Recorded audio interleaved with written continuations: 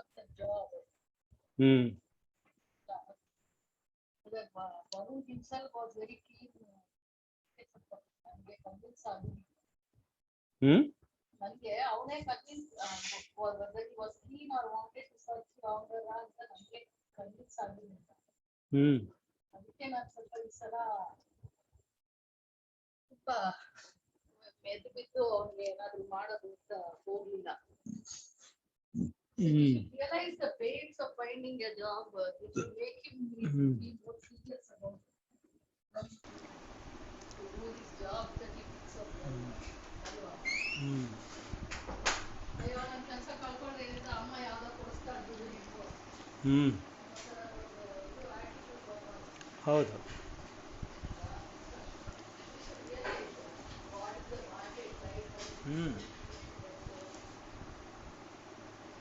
ಪ್ರಯತ್ನ ಮಾಡಲಿ ಅಂತ ಸುಮ್ಮನೆ.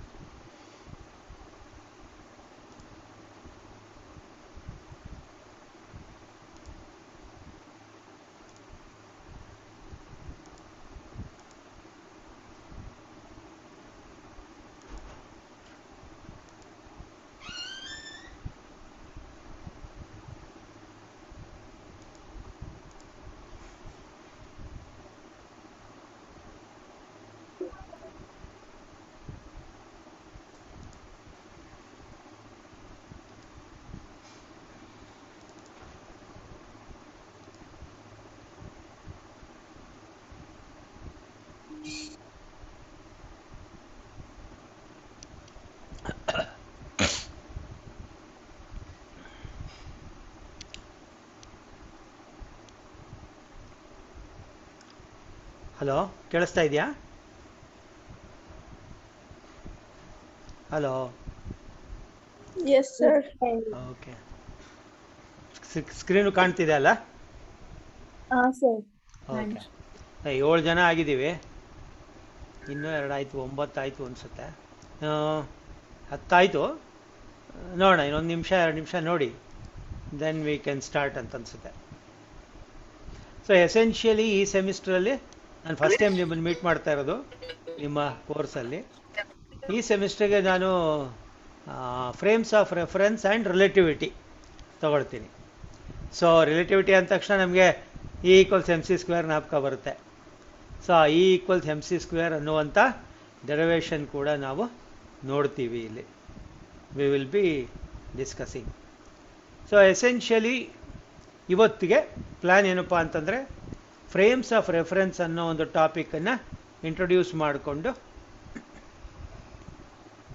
ಅದರ ಮುಖಾಂತರ there is something called Galilean transformation.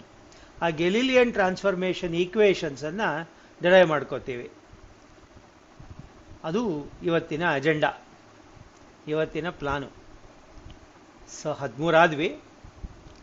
ಸಾಮಾನ್ಯವಾಗಿ ಎಷ್ಟು ಜನ ಇರ್ತಾ ಇದ್ದೀರಿ ಕ್ಲಾಸಲ್ಲಿ, ಆನ್ಲೈನ್ ಕ್ಲಾಸ್ಗಳಲ್ಲಿ?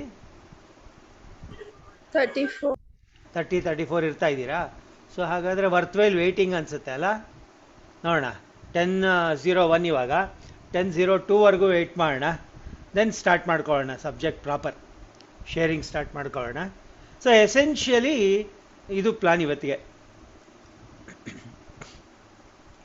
ಸಾಮಾನ್ಯವಾಗಿ ಮೆಕ್ಯಾನಿಕ್ಸ್ ಒಳಗೆ ನಾವು ನೋಡ್ದಂಗೆ length, mass and time These are the three quantities that you frequently come across. Length, mass and time ಬಗ್ಗೆ ನಮಗೇನು ಗೊತ್ತಿದೆಯಪ್ಪ ಅಂತಂದರೆ, ಪ್ರಮುಖವಾಗಿ we know that these are the fundamental quantities. I can also say these are absolute quantities. ಯಾಕಪ್ಪ ಅಂತಂದರೆ, the measurement of any one of these quantities will not affect the measurement of the other quantity. Length measure ಮಾಡುವಾಗ ನಾವು mass ಬಗ್ಗೆ ತಲೆ ಕೆಡಿಸ್ಕೋಬೇಕಾಗಿಲ್ಲ, time ಬಗ್ಗೆ ತಲೆ ಕೆಡಿಸ್ಕೋಬೇಕಾಗಿಲ್ಲ. ಅದೇ ರೀತಿ ಟೈಮ್ನ ಮೆಷರ್ ಮಾಡುವಾಗ ಮಾಸ್ ಬಗ್ಗೆ ತಲೆ ಕೆಡಿಸ್ಕೋಬೇಕಾಗಿಲ್ಲ.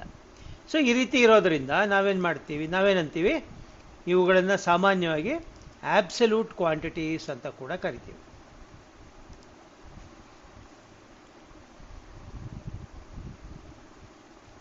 ಸೊ ಈ ಆಬ್ಸಲ್ಯೂಟ್ ಕ್ವಾಂಟಿಟೀಸನ್ನು ಬಳಸಿಕೊಂಡು ನಾವೇನು ಮಾಡಿದ್ವಿ, ಮೆಕ್ಯಾನಿಕ್ಸನ್ನು ಮಾಡಿದ್ದೀವಿ ಇದುವರೆಗೂ. ನ್ಯೂಟನ್ಸ್ ಲಾಸ್ ಆಫ್ ಮೋಷನ್ ಮತ್ತು ನ್ಯೂಟನ್ಸ್ ಲಾಸ್ ಆಫ್ ಗ್ರಾವಿಟೇಷನ್, ಇವೆರಡನ್ನು ಇಟ್ಕೊಂಡು all the mechanics that we know can be discussed. Now, when you talk of this Newtonian mechanics, now what is it that is very fundamental to Newtonian mechanics? ಅದನ್ನ ಒಂದು ಸ್ವಲ್ಪ stylish ಆದಂಥ ಭಾಷೆಯಲ್ಲಿ ಹೇಳಬೇಕು ಅಂತಂದರೆ, that is called as Newtonian determinism ಅಂತ. ಏನಪ್ಪ ಮೇಷ್ಟ್ರು ಎತ್ಕೋತಾನೆ ಯಾವುದೋ ದೊಡ್ಡ ಶಬ್ದ ಹಾಕ್ಬಿಟ್ರು ಅಂತ ಏನು ಅನ್ಕೋಬೇಕಾಗಿಲ್ಲ. Idea is very simple. ಏನಪ್ಪ ಅಂತಂದರೆ, ನಿಮಗೆ ಗೊತ್ತೇ ಇದೆ, if you know the position and momentum of a particle at any given point of time, you can predict its position and momentum at any other time ಅಲ್ವಾ. V is equal to u plus a t ಇದೆ. Acceleration ಗೊತ್ತಿದ್ರೆ final velocity ಕಂಡುಹಿಡಿತೀರಾ, initial velocity ಗೊತ್ತಿದ್ದಾಗ. S is equal to u t plus half a t square ಇದೆ. That will tell you where the particle is. So ಹಾಗಾಗಿ if the position and momentum of a particle is known at a given point of time, then at any other point of time the position and momentum are known. This idea is called as Newtonian determinism. ಮತ್ತು length, mass and ಟೈಮ್ಗಳು independent quantities ಆಗಿರೋದ್ರಿಂದ, fundamental ಅಥವಾ absolute quantities ಆಗಿರೋದ್ರಿಂದ, ಒಂದು ವ್ಯಕ್ತಿ ಯಾವುದೋ ಒಂದು physical ಈವೆಂಟನ್ನು describe ನೋಡಿದ್ರೆ ಮತ್ತೊಬ್ಬ ವ್ಯಕ್ತಿ ಅದೇ ಈವೆಂಟನ್ನು ನೋಡಿದ್ರೆ ಇಬ್ಬರು ಒಂದೇ ಡಿಸ್ಕ್ರಿಪ್ಷನನ್ನು ಕೊಡ್ತಾರೆ, ಅವುಗಳಲ್ಲಿ ಏನೂ ವ್ಯತ್ಯಾಸ ಇರೋದಿಲ್ಲ ಅನ್ನೋದು ಒಂದು ಕಲ್ಪನೆ. This is an idea. This idea unfortunately works only at low speeds. Einstein showed that when it comes to very high speeds, the length, mass and time, length, mass and time ಅಂದಾಗ ನಾ ಹಿಂಗೆ ತಗೊಳ್ಳೋಣ, space and time ಅಂತ ತಗೊಳ್ಳೋಣ. Space and time ತಗೊಂಡಾಗ ಏನಾಗುತ್ತೆ, ಯಾವುದೇ ಒಂದು ಬಾಡಿ ಯಾವುದೋ ಒಂದು ಪೊಸಿಷನಲ್ಲಿರುತ್ತೆ, ಅದನ್ನು ನಾವು XYZ ಕೋಆರ್ಡಿನೇಟ್ಸ್ ಮುಖಾಂತರ ಗುರುತಿಸ್ತೀವಿ, ಕಾರ್ಟೀಸಿಯನ್ ಕೋಆರ್ಡಿನೇಟ್ಸ್ ಮುಖಾಂತರ ಗುರುತಿಸ್ತೀವಿ. ಯಾವುದೋ ಒಂದು ಪಾರ್ಟಿಕಲ್ ಅಥವಾ ಯಾವುದೋ ಒಂದು ವ್ಯಕ್ತಿನೋ ಯಾವುದೋ ಒಂದು ಬಾಡಿನೋ ಎಲ್ಲೋ ಒಂದು ಕಡೆ ಇದೆ ಅಂತ ಹೇಳಿದಾಗ ಯಾವ ಟೈಮಲ್ಲಿದೆ ಅಂತ ಕೂಡ ಹೇಳ್ತೀವಿ. ಯಾವ ಟೈಮಲ್ಲಿದೆ ಅಂತ ನಾವು ಹೇಳಿದಾಗ ಏನಾಯಿತು, the position coordinates and time coordinate, these are used to describe the position of any person. In general, in physics, any event that happens can also be represented by these coordinates. Event ಅಂದ್ರೇನು ಅಂತ next ಪ್ರಶ್ನೆ ಕೇಳ್ತೀರಾ. You will ask me, what is an event? What is an event ಅಂತಂದಾಗ ಏನಾಗತ್ತೆ,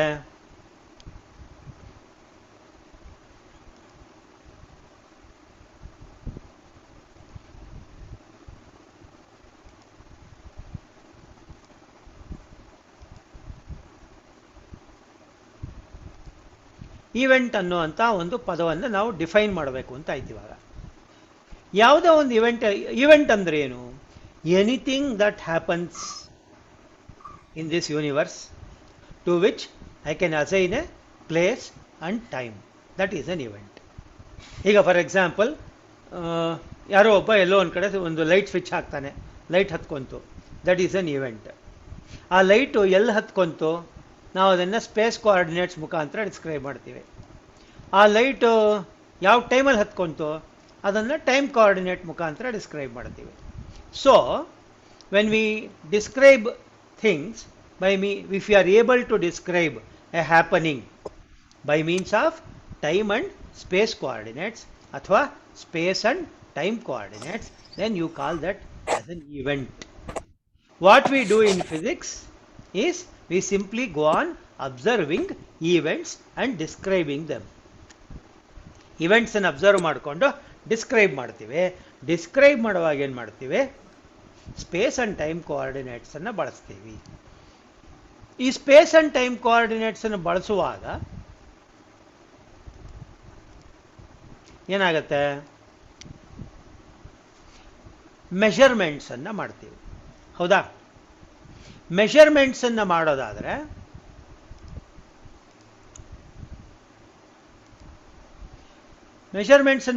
ಏನಾಯ್ತು,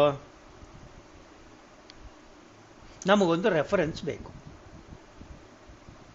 ಯಾವ ಒಂದು ನೆಲೆಯಿಂದ ನಾವು ಒಂದು ಈವೆಂಟನ್ನು ಡಿಸ್ಕ್ರೈಬ್ ಮಾಡ್ತೀವಿ ಅಂತ. ಈ ನೆಲೆ ಇತ್ಯಾದಿಗಳಿಗೆ ಹೋಗೋಕ್ಕೆ ಮುಂಚೆ ಕೆಲವು ಬೇರೆ ಅಂಶಗಳನ್ನು ಕೂಡ ಗಮನಿಸ್ಬೋದು. ಏನಪ್ಪ ಅಂತಂದರೆ, ಆಗಲೇ ಹೇಳಿದೆ, length, mass and time are absolute. ಅಲ್ವಾ? Length, mass and time are absolute. Secondly, what is it that we have to observe? We have to observe that motion is relative. ಅಲ್ವಾ? ಯಾಕೆ ಮೋಷನ್ ಈಸ್ ರಿಲೇಟಿವ್? ಈಗ for example, ನಾನು ಒಂದು vehicle ಒಳಗೆ ಕಿಟಕಿ ಇಲ್ಲ ಅಂತ ಅನ್ಕೊಳ್ಳೋಣ, ಫಾರ್ ಸಿಂಪ್ಲಿಸಿಟಿ ಸೇಕ್. ಇಬ್ಬರು ವ್ಯಕ್ತಿಗಳನ್ನು ಕೂಡಿಸ್ತೀನಿ, ಆ ಗಾಡಿ ಮೂವ್ ಆಗುತ್ತೆ. what is it that I am doing? I am taking two people in a vehicle. ಕಿಟಕಿ ಇಲ್ಲ, for simplicity sake. There is a third person standing on the road. He is watching them. Now the vehicle moves. When the vehicle is moving in a given direction, what do the two people sitting in the vehicle see? As far as each other are concerned, ಇಬ್ರು ಕೂಡ ಒಂದು ಜಾಗದಲ್ಲಿ ಕೂತಿದ್ದಾರೆ, continuous ಆಗಿ ಅದೇ ಜಾಗದಲ್ಲಿ ಕೂತಿದ್ದಾರೆ journey ನಡೆಯುವಷ್ಟೊತ್ತು. One is stationary with respect to the other. ಹೌದಾ? Next, what about the man who standing on the road observing them? For him there is a vehicle moving in a given direction with a certain speed or velocity, whatever you want to call it, and along with the vehicle these two people are also moving. ಹೌದಾ? ಅಲ್ಲಿಗೇನಾಯಿತು? ಇದು ಒಂದು point. ಇನ್ನೊಂದು ಪಾಯಿಂಟನ್ನು ಗಮನಿಸೋಣ. That is what we have observed in our daily life. ನಾವು ಒಂದು ವೆಹಿಕಲಲ್ಲಿ ಹೋಗ್ತಾ ಇದ್ದೀವಿ, opposite ಎಂಡಿಂದ ಒಂದು ವೆಹಿಕಲ್ ಬರುತ್ತೆ. ನಮಗೊಂದು ವೆಲಾಸಿಟಿ ಇದೆ v1, ಆ ಗಾಡಿಗೆ ಒಂದು ವೆಲಾಸಿಟಿ ಇರುತ್ತೆ v2. ನಮ್ಗೆ ಆಪೋಸಿಟ್ ಡೈರೆಕ್ಷನಿಂದ ಬರುತ್ತೆ, ಅದರಿಂದ physics tells you that it is minus v2. Now what happens? You have the idea of relative velocity. What is the velocity of the vehicle coming towards you with respect to you? It is v1 minus of minus v2. ಅಲ್ಲಿಗೇನಾಯಿತು? v1 plus v2 ಆಯಿತು. ಅಲ್ಲಿಗೇನಾಯಿತು? ಒಂದು vehicle ನಿಮ್ಮನ್ನು approach ಮಾಡ್ತಿರ್ಬೇಕಾದ್ರೆ you feel ತನ್ನ ಸ್ವಂತ velocity ಏನಿತ್ತೋ ಅದಕ್ಕಿಂತ ಫಾಸ್ಟಾಗಿ ಅದು ನಿಮ್ಮ ಕಡೆಗೆ ಬರ್ತಾ ಇದೆ. On the other hand, two vehicles with same velocities v1 and v2 going in the same direction ಅಂತ ಅಂದ್ಕೊಳ್ಳಿ. v2 ಜಾಸ್ತಿ ಇತ್ತು, ಅಥವಾ ಆ ಗಾಡಿ ಸ್ವಲ್ಪ ಮುಂಚೆ ಸ್ಟಾರ್ಟ್ ಆಗಿತ್ತು, ಮುಂದೆ ಇದೆ ಅಂತ ಇಟ್ಕೊಳ್ಳಿ. v1 ಕ್ಯಾಚಪ್ ಮಾಡುತ್ತೆ ಅಂತ ಇಟ್ಕೊಳ್ಳಿ. ಅದು ಕ್ಯಾಚಪ್ ಮಾಡೋ ಪ್ರಯತ್ನ ಮಾಡುವಾಗ you will see that although you are moving with individual great velocities, substantial speeds, the relative velocity between you has decreased. ಅಲ್ವಾ? ಏನಿಷ್ಟು ಸ್ಲೋ ಆಗಿ ಮೂವ್ ಆಗ್ತಿದೆ ಅಂತ ಅನ್ಸುತ್ತೆ. ಯಾಕೆ? ರಿಲೇಟಿವ್ ವೆಲಾಸಿಟಿ ಬಂದು v1 ಅಗೇನ್ ಮೈನಸ್ ಆಫ್ ನಿಮ್ದೇ ಡೈರೆಕ್ಷನಲ್ಲಿ ಹೋಗ್ತಾ ಇದೆ plus v1. So v1 minus v2 ಆಯಿತು. ನೀವು ಆ ವೆಹಿಕಲ್ಸ್ ಅಪ್ರೋಚ್ ಮಾಡಿದ ತಕ್ಷಣ ಏನಾಗುತ್ತೆ? ನಿಮಗೆ for some time both of you actually move together. ಪಕ್ಕದಲ್ಲಿ ಯಾರಾದರೂ ಕಿಟಕಿಲಿ ಕೂತಿದ್ರೆ ಬೇಕಾದರೆ ನೀವು ಶೇಕ್ ಹ್ಯಾಂಡ್ ಕೊಡ್ಬೋದು. ಸೊ ಇವೆರಡು ಎಕ್ಸಾಂಪಲ್ ತಗೊಂಡಾಗ ನಿಮಗೇನು ಅನಿಸುತ್ತೆ ಅಂದರೆ, ಏನು ಅನ್ನಿಸ್ಬೇಕಪ್ಪ ಅಂತ ನನ್ನ ಎಕ್ಸ್ಪೆಕ್ಟೇಷನ್ ಇದೆ ಅಂತಂದರೆ, whenever we are describing an event, where we are standing, what is our position is important. And all motion is relative. ನಾವು ಗಾಡಿ ಒಳಗೆ ಕೂತಿದ್ರೆ ವಿ ಆರ್ ಸ್ಟೇಷನರಿ, ನಾವು ರಸ್ತೆ ಬದಿಯಲ್ಲಿ ನಿಂತ್ಕೊಂಡು ನೋಡ್ತಾ ಇದ್ದಿದ್ರೆ ಅವರಿಬ್ಬರು ಮೂವಿಂಗು. ನಾವು ಮೂವ್ ಆಗ್ತಾ ಪಕ್ಕದ ಇನ್ನೊಬ್ಬರು ಮೂವ್ ಆಗ್ತಾ ಟುವರ್ಡ್ಸ್ ಅಸ್ ಬರ್ತಾ ಇದ್ರೆ ಆ ಸಿಚುಯೇಷನ್ ಬೇರೆ, ನಮ್ಮ ಜೊತೆಲೇ ಮೂವ್ ಮಾಡ್ತಾ ಇದ್ರೆ ಆ ಸಿಚುಯೇಷನ್ನು ಬೇರೆ. ಅಲ್ಲಿಗೆ the stand point from where we describe all events, motion ಅಂತ ಹೇಳೋಣ ಇಲ್ಲಿ ಸಾಕು, ಈಸ್ ಇಂಪಾರ್ಟೆಂಟ್. ಆ್ಯಂಡ್ ಫಿಸಿಕ್ಸಲ್ಲಿ ನಾವೇನು ಮಾಡ್ತೀವಿ, we are always interested in making measurements. Therefore, and when I want to measure something, you know that a reference is required. Therefore, in physics what we do, with respect to the observer in most cases, we fix a coordinate system, Cartesian or any other. Cartesian it got a simplicity sake. We fix a coordinate system with respect to the observer, usually with the observer as the origin, and that with respect to that coordinate system we, and a clock placed in that coordinate system, we describe the, or we measure the space and time coordinates to specify where the event is happening and at what time the event happened. Therefore, a reference point or a stand point is required. This stand point or a coordinate system usually fixed to the observer with respect to which an event is described in terms of space and time coordinates. Such a coordinate system, you call it as a frame of reference.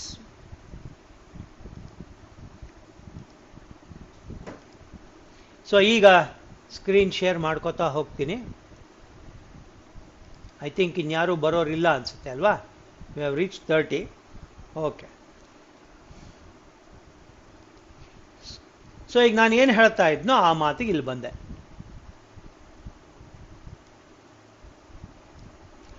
Newtonian mechanics is based on the idea that time and space are absolute and independent of each other. The measurement of one, therefore, does not affect the measurement of the other. But Einstein showed that this is not true if the velocities at which the bodies move is comparable to that of light. ಹಾಗೇನಾಗುತ್ತೆ, ನಾವು space and time ಕೋಆರ್ಡಿನೇಟ್ಸನ್ನು ಬೇರೆ ಬೇರೆ ಅಂತ ತಿಳ್ಕೊಂಡಿದ್ದೀವಿ, ಅವೆರಡು ಒಂದೇ ಆಗಿಬಿಟ್ಟು it becomes what is called as a space time continuum. Space ಅನ್ನೋದು 3 ಕೋಆರ್ಡಿನೇಟ್ಸು, time ಅನ್ನೋದು 1 ಕೋಆರ್ಡಿನೇಟು. ಇವೆಲ್ಲ ಸಪರೇಟಾಗಿ ಕೂತ್ಕೊಳ್ಳೋ ಬದಲು 4 ಸೇರಿಕೊಂಡು ಒಂದೇ ಸೆಟ್ ಆಫ್ ಕೋಆರ್ಡಿನೇಟ್ಸ್ ಆಗಿಬಿಡುತ್ತೆ.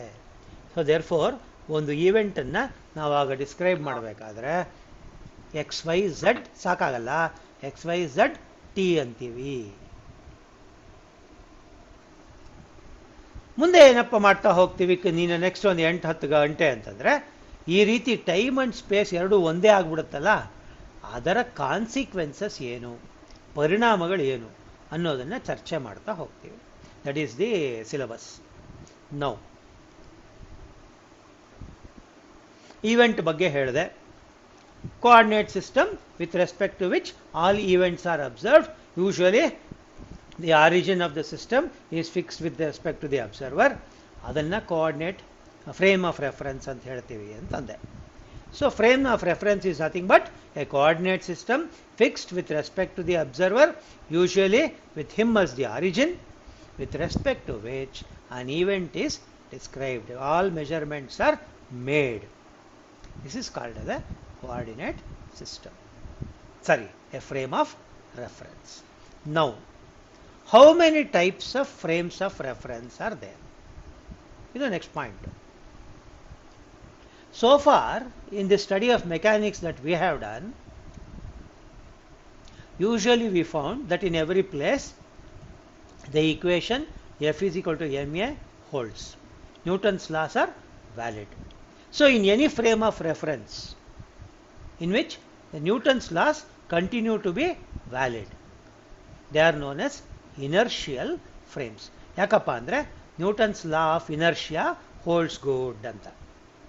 ಏನು Newton's loss of law of inertia? Newton's law of inertia is nothing but the first law. Every body continues to remain in a state of rest or uniform motion, which is more often the case unless it is acted upon by a force. Alva? So, aligeno immediate agi you will say that a frame of reference in which the observer is stationary is a frame in which Newton's laws are applicable. Therefore, such a frame will be an inertial frame. A frame of reference fixed to the observer. So, a frame of reference in which the observer is at rest. ಮುಂದೆ ಹೋಗ್ತಾ ಇದನ್ನ proper frame ಅಂತ ಕೂಡ ಕರಿತೀವಿ. Will also call it as a proper frame. Now obvious, ಯಾವುದಾದ್ರೂ ಒಂದು stationery frame ಇನರ್ಷಿಯಲ್ ಆಗಿದ್ರೆ Newton's ಲಾ ಪ್ರಕಾರ there is no distinction between a position of rest or a state of rest or of uniform motion. Uniform motion ಅಂದ್ರೇನು? Moving along a straight line with constant velocity. Uniform velocity. So ಅಲ್ಲಿಗೆ ಒಂದು inertial frame ಇದೆ ಅಂತ ಅನ್ಕೊಂಡ್ರೆ which is stationary, then all inertial frames which are moving with a constant speed in a constant velocity with respect to this frame or uniform velocity with respect to this frame, they will also be inertial. ಇದು next conclusion. ಅಲ್ಲಿಗೇನಾಯಿತು? A frame of reference is a coordinate system set up with respect to an observer with reference to which an event is described in terms of time and space coordinates. If Newton's laws are valid in that frame of reference, it is inertial. A stationary frame with respect to the observer or a frame of reference in which the observer is at rest will obey Newton's laws, hence it is inertial. According to Newton's law, there is no distinction between state of rest and uniform motion. Therefore, all reference frames moving with a constant velocity with respect to a given frame will also be inertial. So, ಅಲ್ಲಿಗೇನಾಯಿತು? With respect to the observer, ಯಾವುದಾದ್ರೂ ಒಂದು frame of reference accelerate ಆಗ್ತಾ ಇದ್ರೆ ಆಗ ಅದು ನಾನ್ ಇನರ್ಷಿಯಲ್ frame ಅನ್ಸ್ಕೊಳುತ್ತೆ. ಯಾಕಪ್ಪ ಅಂದರೆ ಅಲ್ಲಿ Newton's laws will not be valid. ಅಲ್ಲೇನಾಗುತ್ತೆ, in most frames, particularly rotating frames, ಅಲ್ಲೇನಾಗುತ್ತೆ, ಯಾವುದಾದ್ರು ಒಂದು ಬಾಡಿ ರೊಟೇಟ್ ಆಗ್ತಾ ಇದ್ರೆ ಅಲ್ಲೋ ಅರ್ತ್ ಇದೆ ಅಂತ ಅಂದ್ಕೊಳ್ಳಿ ಫಾರ್ ಎಕ್ಸಾಂಪಲ್, ಅದು ಮುಂದಕ್ಕೆ ಬರೋಣ. ಯಾವುದಾದ್ರೂ ಒಂದು ಬಾಡಿ ರೊಟೇಟ್ ಆಗ್ತಾ ಇದ್ರೆ if you fix a frame of reference with respect to that, because of rotation it is continuously accelerating. Therefore, what happens? Such a frame will be a non-inertial frame. In some cases, in non-inertial frames, some fictitious forces will also come into play. ಅದರ ಮುಂದೆ ನೋಡೋಣ. ಈ line ಹಾಕೋದು ಇತ್ಯಾದಿಗಳೆಲ್ಲ ಮಾಡಬೇಡಿ, ಬೆಳೆದ ಹುಡುಗರು. ನಾನು ನಿಮ್ಗೆ ಇನ್ನೇನು ಹೆಚ್ಚಿಗೆ ಹೇಳೋಕ್ಕೆ ಇಷ್ಟಪಡಲ್ಲ. ಓಕೆ, ಸೊ ಅಲ್ಲಿಗೆ ಇನರ್ಷಿಯಲ್ ಆ್ಯಂಡ್ ನಾನ್ ಇನರ್ಷಿಯಲ್ ಫ್ರೇಮ್ಸ್ ಅನ್ನುವುದರ ಡೆಫಿನೇಷನನ್ನು ತಗೊಂಡಾಯ್ತು. ನೆಕ್ಸ್ಟ್ ಏನು? ಸಾಮಾನ್ಯವಾಗಿ ಏನಾಗುತ್ತೆ, ನಾವು ಮಾಡ್ತಕ್ಕಂಥ ಎಲ್ಲ ಕೆಲಸವೂ ಕೂಡ ಭೂಮಿ ಮೇಲೆ ಬೈ ಆ್ಯಂಡ್ ಲಾರ್ಜ್. ಸೊ ಭೂಮಿ ಮೇಲೆ ನಾವು ಕೆಲಸ ಮಾಡ್ತೀವಿ ಅಂತ ಹೊರಟಾಗ ಏನಾಯಿತು? ಭೂಮಿ it is revolving round itself and also around the sun. The earth has a rotational motion as well as a revolution around the sun. Any rotating frame, I told you, because of change of direction continuously, it is accelerating. Therefore, what happens? Such a frame will actually be a non-inertial frame. So, therefore, earth is a non-inertial frame. Strictly speaking, the earth is a non-inertial frame. ಆದರೆ ಏನು ಮಾಡ್ತೀವಿ? There are many experiments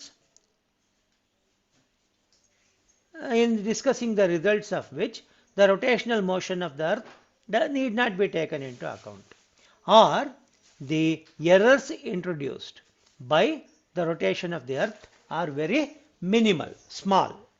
When that happens, we tend to ignore the rotation of the earth and treat the earth as an inertial frame. So therefore, what happens? In such a cases, the earth will be treated as an inertial frame. Therefore, we can conclude that the earth is an approximately inertial frame. So ಇದು ಅರ್ಥ ಬಗ್ಗೆ.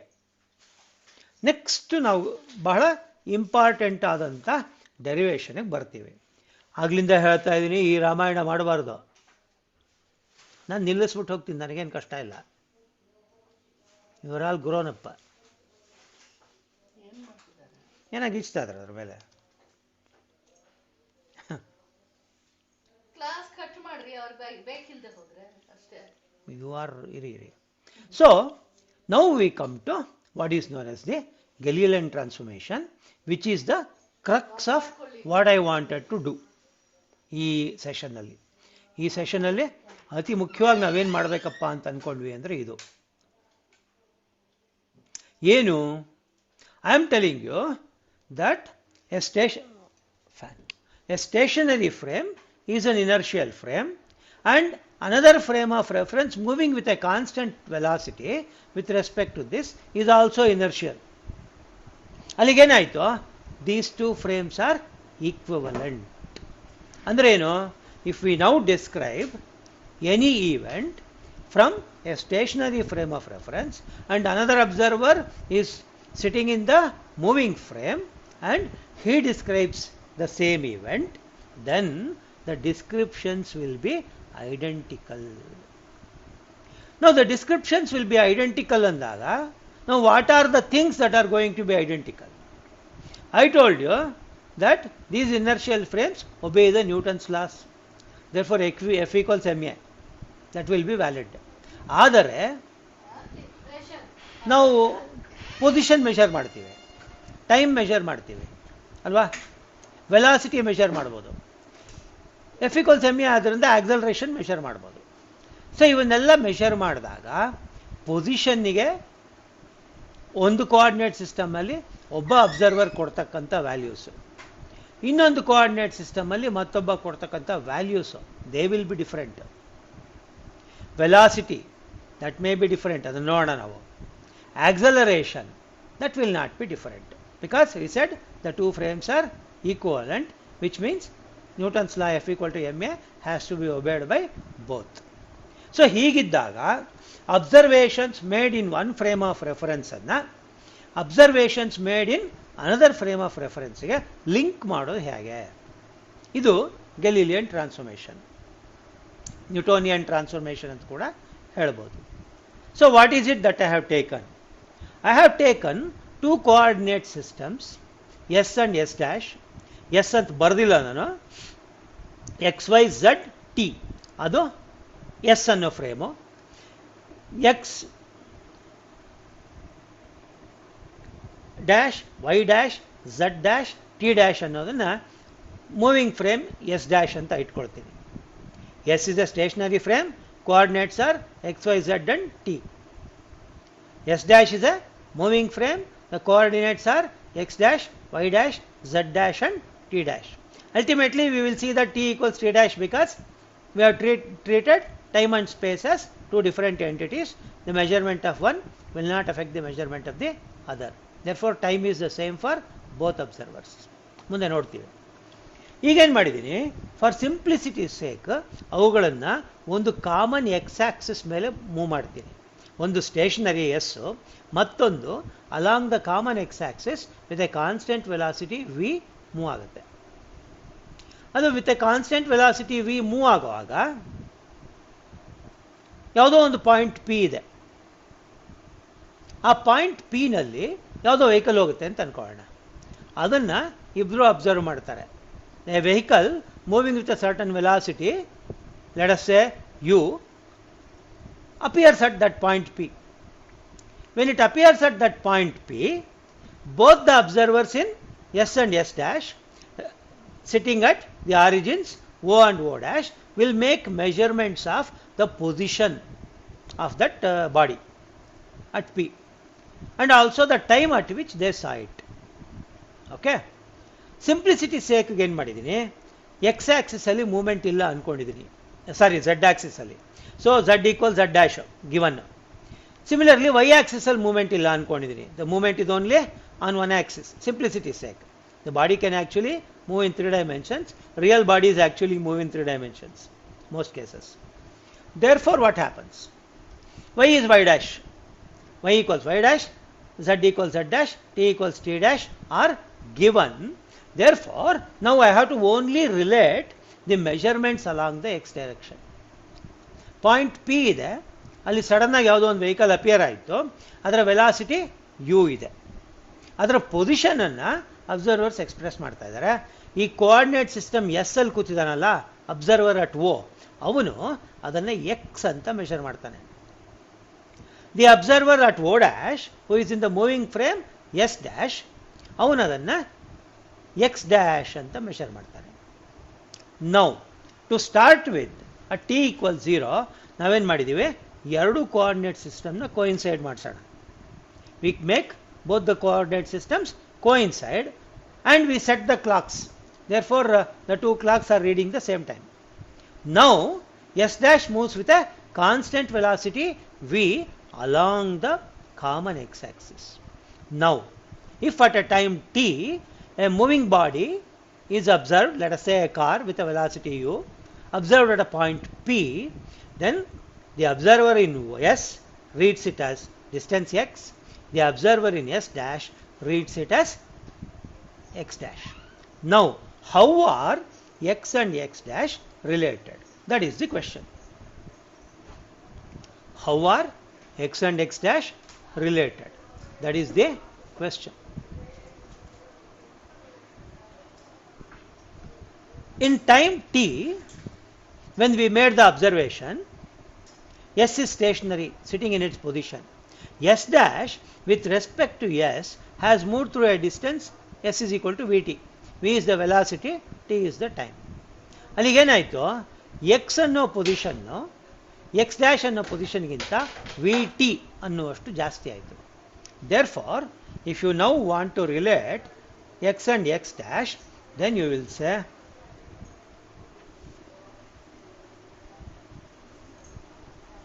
What you will say, ಏನು ಹೇಳ್ತೀರಾ? Hello, what will you say now? You will say that x dash is equal to x minus vt. ಹೌದಾ? ನಾನು ಹೇಳ್ತಾನೆ ಇದ್ದೀನಿ ಅವತಾರಗಳಾಡಬೇಡಿ ಅಂತ. ಇದಕ್ಕೆಲ್ಲ ರಿಪೇರಿ ಮಾಡಲಿಕ್ಕೆ ನನಗೆ ಗೊತ್ತಿದೆ. ನಿಮ್ಮ ಒಂದು ಡೀಸೆನ್ಸಿ ಮೇಲೆ ಡಿಪೆಂಡ್ ಆಗ್ತಿದ್ದೀನಿ ನಾನು. ಇಲ್ಲದೆ ಇದ್ರೂ ಏನು ಮಾಡಬೇಕೋ ಮಾಡ್ತೀನಿ. ನಿಮ್ಮಂಥ ಕುರಿಗಳನ್ನು 33 ವರ್ಷ ಮೇಯಿಸಿದ್ದೀನಿ. ಆಟಗಳಾಡಬೇಡಿ. Okay, x dash therefore is equal to x minus vt. Y is y dash, z is z dash. Since time and space measurements are independent of each other, t equals to t dash. These four equations, x dash is equal to x minus vt, y is equal to y dash, z is equal to z dash, and t is equal to t dash. These four equations are known as the Galilean transformation equations. These relate, ಇದನ್ನು ಚೆನ್ನಾಗಿ ನೆನ್ಪಿಟ್ಕೊಳ್ಳಿ, these relate the measurements made in the x ಅಥವಾ proper system, the stationary system, to measurements made in x dash. X ಡ್ಯಾಶನ್ನು ಎಕ್ಸ್ನಲ್ಲಿ measure ಮಾಡಿ ಅದನ್ನು X ಡ್ಯಾಶಿಗೆ relate ಮಾಡಿದ್ರೆ ಅದು ಪ್ರಾಪರ್ ಫ್ರೇಮ್ ಮೆಷರ್ಮೆಂಟ್ಸು. ನೆಕ್ಸ್ಟ್ ಏನು ಮಾಡ್ಬೋದು ನಾನು? The situation is equivalent to both. They are seeing a body moving with a velocity at some point p. So ನಾನು ಎಕ್ಸ್ ಡ್ಯಾಶ್ನ ದೃಷ್ಟಿಯಿಂದ ಈ ಮೆಜರ್ಮೆಂಟ್ಸನ್ನು ಎಕ್ಸ್ಗೆ ರಿಲೇಟ್ ಮಾಡ್ಬೇಕಾದ್ರೆ ಏನು ಮಾಡಬೇಕು? ವೆಲಾಸಿಟಿ ವಿ ಇತ್ತಲ್ಲ, ಪಾಸಿಟಿವ್ ಎಕ್ಸ್ ಡೈರೆಕ್ಷನಲ್ಲಿ ತೋರಿಸಿದೆ ಅದನ್ನು. ವೆಲಾಸಿಟಿನ ಮೈನಸ್ ವಿ ಮಾಡಿಕೊಂಡ್ರೆ ಸಾಕಾಗುತ್ತೆ, ಮೈನಸ್ ಎಕ್ಸ್ ಡೈರೆಕ್ಷನಲ್ಲಿ ಓಡುತ್ತೆ ಆವಾಗ ಅದು. ಹಾಗೇನಾಗುತ್ತೆ, ನಮ್ಮ ಗೆಲಿಲಿಯನ್ ಟ್ರಾನ್ಸ್ಫಾರ್ಮೇಷನ್ ಈಕ್ವೇಷನ್ಸಲ್ಲಿ ನೀವು ವಿ ಅನ್ನೋದಕ್ಕೆ ಮೈನಸ್ ಹಾಕ್ಬಿಟ್ರೆ ಇನ್ವರ್ಸ್ ಟ್ರಾನ್ಸ್ಫಾರ್ಮೇಷನ್ ಈಕ್ವೇಷನ್ ಸಿಗುತ್ತೆ ನಿಮಗೆ. ಹಾಗೇನಾಯಿತು, x is equal to x dash plus v t ಆಗುತ್ತೆ.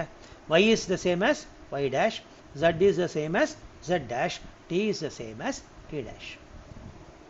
So these are called as the inverse transformation equations. Next, the acceleration of the moving body is given by the derivative, the velocity ಮಾತಾಡಬೇಕು first. The velocity of the moving body ಏನಾಗುತ್ತೆ, x ಅನ್ನೋದು space coordinate, ಅದನ್ನು differentiate ಮಾಡಿದ್ರೆ d x by d t ಆಗುತ್ತೆ. D x by d t is velocity. So ಅಲ್ಲಿಗೇನಾಯಿತು, ಆ ಈಕ್ವೇಷನನ್ನು ನೀವು ಡಿಫ್ರೆನ್ಷಿಯೇಟ್ ಮಾಡಿದ್ರೆ ಈಕ್ವೇಷನ್ 1ಅನ್ನು d x dash by d t is equal to d x by d t minus v ಅಂತ ಆಗುತ್ತೆ. ನಾನು ಅನ್ಫಾರ್ಚುನೇಟ್ಲಿ ಇಲ್ಲಿ d y by d t ಮಾಡಿಬಿಡ್ತೀನಿ, ನೀವು ಅದನ್ನು D x by d t ಅಂತ ಓದ್ಕೊಳ್ಳಿ. D x dash by d t is u dash x, velocity of the car in the x direction, ಅಥವಾ vehicle in the x direction. Ux is the velocity as measured in the stationary frame S. V is the velocity of the frame of reference. ಅಲ್ಲಿಗೇನಾಯಿತು, u dash x is equal to ux minus v ಅಂತಾಯಿತು. Inverse transforms ತೊಗೊಂಡ್ರೆ ನೀವು ux is equal to u dash x plus v ಅಂತ ಆಗುತ್ತೆ. ಅಲ್ಲಿಗೇನಾಯಿತು, ಒಂದು ಕೇಸಲ್ಲಿ transform ಮಾಡುವಾಗ ನೀವು ವೆಲಾಸಿಟಿನ ಯು ಎಕ್ಸ್ ಮೈನಸ್ ವಿ ಆಗುತ್ತೆ, ಮತ್ತೊಂದು ಕೇಸಲ್ಲಿ ಯು ಎಕ್ಸ್ ಪ್ಲಸ್ ವಿ ಆಗುತ್ತೆ. ಇವೆರಡರ ಸ್ವರೂಪ ಇದೆಯಲ್ಲ, the nature of this equation, the form of these two equations, that is different. Therefore you say the velocity is not invariant, ಅಥವಾ velocity varies in these two frames. ಅರ್ಥ ಏನು, x dash is equal to x minus vt. ಅಲ್ಲಿಗೇನಾಯಿತು, the two observers will not report the same distance. So distance is not invariant. Invariant ಅಂದರೆ ಬದಲಾಗಲ್ಲ ಅಂತ. Distance is not invariant in the two frames. Velocity also is not invariant in these two frames. On the other hand, what happens? If you look at acceleration, acceleration is obtained by differentiating the velocity equation. Velocity equation ನೀವು differentiate ಮಾಡಿದ್ರೆ ಆ frame velocity v ಇತ್ತಲ್ಲ, constant ಅದು vanish ಆಗುತ್ತೆ. ಅಲ್ಲಿಗೇನಾಯಿತು, a dash is equal to a ಅಂತ ಆಗುತ್ತೆ. ಅಲ್ಲಿಗೆ acceleration is invariant under a Galilean transformation. ಇದು ವಿಷಯ. Mass and velocity are two different things. Mass and force are two different things. Since the accelerations are same, if you consider the masses of the bodies into account, an equation of the type F equals ma would simply be in the other equation, other form, F is equal to ma dash, a dash is equal to a. Therefore, if you were to measure the force in these two frames of reference, the force will turn out to be the same, or the force is invariant in a Galilean transformation. Similarly, acceleration is invariant in a Galilean transformation. ಇದು conclusion. ಕರೆಕ್ಟಾಗಿ 39 minutes ಆಗಿದೆ. 40 ಮಿನಿಟ್ಸಿಗೆ anyway close ಆಗುತ್ತೆ, ಅದರಿಂದ ಇಲ್ಲಿಗೆ ನಾನು stop ಮಾಡ್ತೀನಿ. ಒಂದು topic ಕರೆಕ್ಟಾಗಿ ಮುಗಿಯುತ್ತೆ. ಇದನ್ನು ನಾನು ರೆಕಾರ್ಡ್ ಮಾಡಿದ್ದೀನಿ ಆ್ಯಕ್ಚುಲಿ. ನಾನು ಯೂಟ್ಯೂಬಲ್ಲಿ ಹಾಕಿ ಶೇರಿಂಗ್ ಕೊಡ್ತೀನಿ ನಿಮಗೆ. Any number of times you may watch the video if you are close for now. ಯಾರಾದರೂ ಒಬ್ರು thank you sir. Screen shot ತಗೊಂಡಿದ್ರೆ ಚೆನ್ನಾಗಿತ್ತು, ಅಟೆಂಡೆನ್ಸ್ಗೋಸ್ಕರ. ತಗೊಂಡಿದ್ದೀರಾ?